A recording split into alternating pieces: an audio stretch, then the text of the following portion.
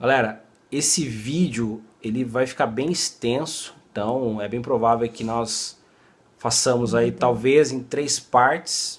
Vamos ver, porque pelo que nós gravamos aqui já deu aí por volta de uns 40 minutos. Então é bem provável que você vai assistir esse vídeo aí caso você realmente ficou interessado na história, enfim, quer ouvir a história.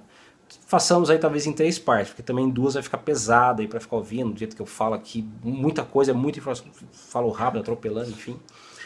Mas de qualquer maneira, vocês vão acompanhar isso aí em algumas partes, tá?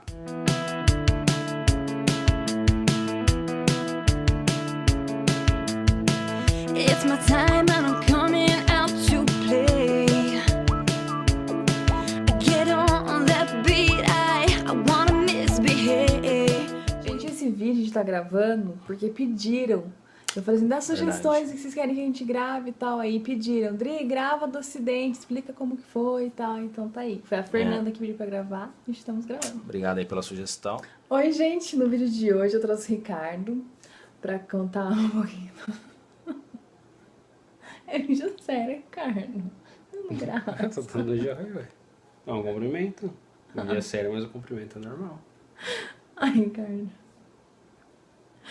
Oi, gente. No vídeo de hoje eu trouxe o Ricardo pra contar sobre o acidente que nós sofremos de moto, faltando menos de um mês pra casarmos. Aí eu trouxe ele pra contar certinho, explicar certinho como que foi, porque o que aconteceu mesmo foi comigo, então eu não lembro de nada. Eu só sei o que me conto e algumas coisas que aparecem na minha cabeça que eu lembro do que aconteceu. E aí, pessoal, tudo bom? Bem, faz um tempo aí que nós estamos para gravar esse vídeo, porém nunca que dá, mas por culpa minha. Bem, a data era 12 de setembro de 2010, né, era um domingo, estávamos aí a 28 dias do nosso casamento, 28?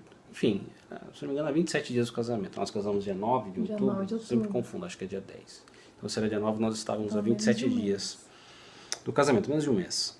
E então, bem, como era de costume, né, para quem não sabe, a Adriana ela é de São Roque, né, e aí então todo final de semana eu ia para lá, né, para nos encontrarmos e tudo mais. Mas eu tava trabalhando em Sorocaba, na papelaria da Patrícia, então eu ficava pra cá e final de semana que eu ia pra São Roque, ficar na casa dos Numa meus pais. padaria, né? Papelaria. Isso. Eu falei padaria? Isso, falou padaria. Bem, depois a gente confere no vídeo pra ver se foi realmente padaria, mas enfim. E aí então nós tínhamos ido pra... no sábado ela trabalhava até meio-dia, foi exatamente isso. Então nós saímos de lá, fomos pra São Roque, passamos o final de semana lá, como era de costume. No domingo viemos embora, como também normal. Eu tinha uma moto, uma Twister. Viemos embora tal, e fomos para a igreja levar alguns convites. Exatamente 2, né? Então nós fomos para uma igreja levar o convite para o pastor, e logo após sair ter acabado o culto, nós atravessamos a cidade aí, nós estávamos ali para quem é de Sorocaba, ali se eu não me engano era Paineiras, e fomos para o Campo Limpo. Então é uma distância considerável, atravessamos a cidade para encontrar um outro casal também, que ali seriam nossos padrinhos, então nós fomos levar para eles os convites. Lembrando que eu já tava com um pressentimento estranho, assim, sabe? Já tava me sentindo estranha. Quando saí da casa do Ricardo, já tava com um pressentimento estranho, do tipo... Não sabia que ia acontecer comigo alguma coisa, mas sabe quando você tá pensando, sentindo que alguma coisa vai acontecer? Que não vai acontecer uma coisa muito boa, vai acontecer uma coisa estranha? E eu tava com esse pressentimento já... Quando saí da casa do Ricardo, eu tava com esse pressentimento. E eu sempre usava um capacete que era seu, né? Ficava largão, que eu segurando aqui na ponta. Ainda sua irmã emprestou pra mim o dela daí. O detalhe é que ela me contou desse sentimento que ela teve no dia, depois que ela retomou a consciência e me contou. Mas enfim, no dia ela não havia me falado sobre isso. Talvez se ela tivesse me falado, eu teria, sei lá, talvez agido com mais cautela ou mais prudência, não sei. Enfim, nos encontramos então com esse casal amigo nosso ali, comemos um lanche, ficamos batendo um papo, conversando, enfim. Na segunda-feira, dia 13, a esposa dele atual, na época, era noiva, fazia aniversário na segunda. Então nós ficamos ali no estacionamento, jogando uma conversa fora, esperando da meia-noite, para darmos... Pra dar parabéns pra Exatamente, para darmos o parabéns para ela, enfim, aí cada um foi para sua casa. E aí, para quem também é de Sorocaba, enfim, no Burger King do Campo Limpo, sabe que você tem que sair ali por trás, né, passar pelo semáforo, enfim, seguir o fluxo. Porém, eu estava de moto, já era mais de meia-noite, eu falei, não vou fazer isso aí, vou sair por aqui mesmo, sairei pela entrada, né? E o semáforo estava vermelho e eu fiz um contorno proibido que na ocasião, enfim, não façam isso, né? Talvez se eu tivesse feito aí o caminho normal, né? Isso não teria acontecido, por questões de frações de segundo, né? É aquela velha história, um negócio interessante, fração de segundo, talvez o cara teria passado no vermelho, eu não estaria ali naturalmente porque eu teria tido esse atraso para chegar até o ponto onde ocorreu a colisão. Ok, então, seguindo ali o trajeto normal, na Miranda de Azevedo, um cruzamento que ela tem com ali acho que é Álvaro Soares, nunca me recordo ali a Rua do Shopping Sorocaba, ali é Álvaro Soares, o Afonso Vergueiro, enfim. Chegando ali, o semáforo estava verde para mim, eu estava aproximadamente como era a descida, eu acredito que eu estava entre 60 e 80 km por hora. Quando eu vi o carro entrando na minha frente, ele me fechou, a reação que eu tive foi, segurei... Mas lembrando que você passou no sinal verde, não estava vermelho pra você. Então, o carro passou no vermelho, é isso que eu tô falando. Ele passou no vermelho me fechando. Do nada o carro surge na minha frente. Não tinha como eu segurar a moto, não tinha nem como, é tudo muito rápido.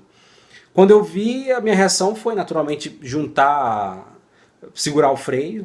E ali a minha reação foi fechar os meus olhos e falei... Ali naquele momento, enfim, passa a vida na cabeça de uma maneira muito rápida. Se eu tivesse que ter morrido ali, seria muito rápido, não teria, né, você não tem tempo de pensar, nossa, o que eu fiz, enfim, porque é tudo muito rápido. Como eu bati numa velocidade, como eu falei, entre 60 e 80, então eu fui lançado para frente, aí a Adriana que estava na garupa, ela foi arremessada para cima, né? Aí mais ou menos a posição de bater, faz isso aqui, então quem está na garupa voa. Eu fui arremessado, acredito eu, entre distância de uns 5, 6 metros, talvez. Caí bem... Como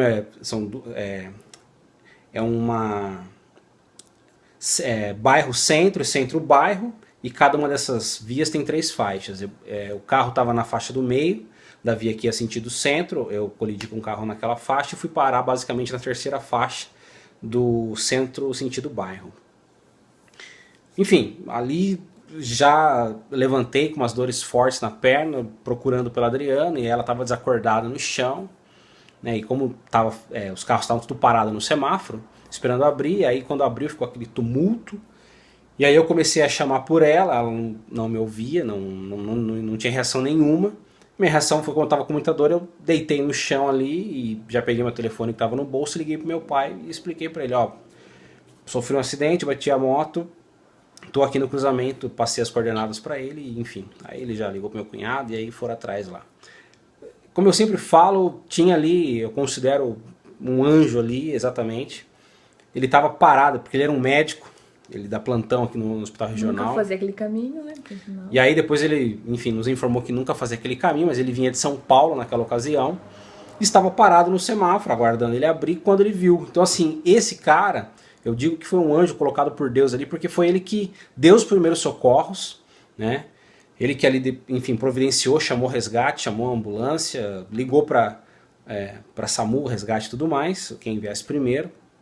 Então ali ele deu o suporte ali para Adriana, acredito que ele ficou, se não me engano, ele ficou segurando a cabeça dela de lado, para não dar... para evitar que ela viesse a falecer no lugar ali. Porque como ele falou, se ela fosse um pouco mais avançada de idade, na época ela estava com 24 anos, então se ela fosse um pouco mais velha, é bem provável que ela tivesse falecido no local. Então o fato dela ser nova, isso ajudou bastante ela não falecer no local. Enfim, chegaram 2 ambulâncias, eu fui em uma, ela foi em outra. O carro que eu havia batido, o cara só não fugiu porque ele não conseguiu... O carro não ligava. Né? O cara não estava embriagado, mas enfim, tinha a carteira vencida, o documento do carro estava vencido. O cara era de São Paulo, ele tinha vindo, se eu não me engano, tocar num evento de pagode, não me recordo, e enfim, estava voltando embora, e nessa daí causou toda essa confusão aí. Quase ficando eu aí viúvo antes mesmo de casar. Nisso aí, nós fomos pro hospital regional, né? Hospital que... Deixa eu falar um negócio. E na ambulância, eu não sei o que aconteceu, mas eu vi os paramédicos, enfermeiros, enfim, fazendo, como que chama aquele negocinho? Massagem cardíaca. Massagem cardíaca em mim. Parece que era tipo um filme, eu me vendo lá, a turma me socorrendo assim, e eu senti alguém me chamando assim, na minha cabeça era um sonho, E era a Isabelle e a Rafaela. Dri, vem, Dri, vem. Eu falei, não, deixa eu ver acontecer comigo, eu quero ver acontecer comigo. Eu ficava assim, sabe? Mas parece que, sei lá, sei se eu morri, voltei, não sei o que foi. Mas a última imagem na minha cabeça é eu olhando assim, a minha cunhada com aquela cara de choro, olhando pra mim, desesperada, assim, que eu vi a minha cunhada olhando pra mim, fazendo os socorros. Exato. Não sei como se dá o nome desse fenômeno, mas basicamente a Adriana, ela conta que ela, enfim, ela viu o corpo dela de cima, né? Então ela conseguia enxergar ali, viu os médicos fazendo essa massagem cardíaca. Estava basicamente fora do corpo dela, talvez quase falecendo, enfim. Ok, chegamos no regional, cada um foi para um canto, eu fui para uma sala fazer, acho que me engano, chapa da cabeça, da perna. Ela tinha, não sei qual tinha sido o destino que ela tinha tomado. Enfim, aí eu fiquei aguardando ali ser atendido, e aí, de repente, eu vejo os enfermeiros dentro do hospital se movimentando muito depressa, passando com ela, e aí, de repente, ela estava sedada já dentro da sala. Depois eu entrei na sala e eu lembro que eu questionei pro enfermeiro do SAMU que estava próximo a mim. Eu falei, você sabe o que aconteceu? Nem lembro se eu falei namorada, enfim. Acho que eu falei minha namorada na época, porque era minha namorada mesmo. Era noiva. Mas enfim, não lembro o que eu perguntei pra ele. E aí ele falou assim, ela deu traumatismo craniano. Aí eu falei assim, não, você tá de brincadeira. Obviamente o cara não estaria de brincadeira naquela situação, mas enfim, eu deitado ali todo imóvel, né, com aquele negócio totalmente desconfortável aqui preso na cabeça. Tipo... eu não vou lembrar se ele foi tão seco, mas enfim, diante da situação, diante da situação não tem muito como ser tão amigável também. Eu falei, traumatismo craniano, eu falei, e é grave? Acho que se não me engano eu perguntei se era grave também. E aí eu honestamente não vou lembrar qual foi a resposta dele. Entrei na sala, fiquei aguardando, nisso veio os policiais para fazer o boletim de ocorrência, saber mais informações.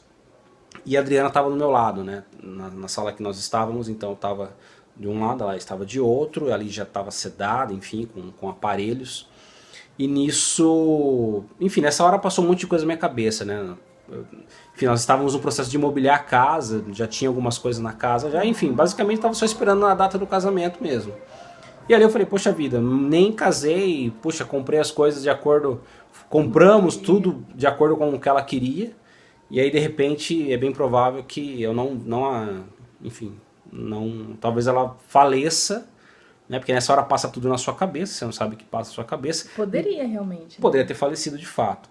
Se eu não me engano, nessa hora, os pais dela ainda não sabiam, né? Porque, enfim, como eu estava ali na sala esperando, as coisas não tinham se acalmado ainda, então eu não havia ligado para os pais dela.